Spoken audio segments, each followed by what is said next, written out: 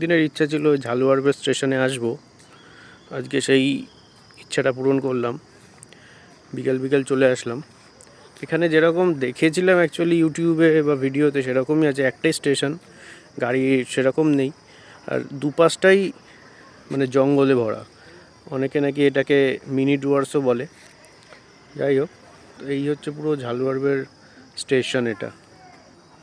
এই হচ্ছে ঝালুয়ারবে স্টেশন।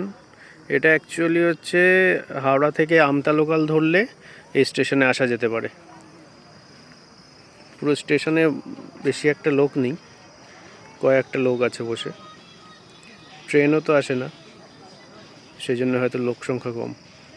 এটা হচ্ছে ঝালুয়ারবের ticket counter, rail ticket counter. এই একটা আছে, এছাড়া চারিদিকটাই জঙ্গল।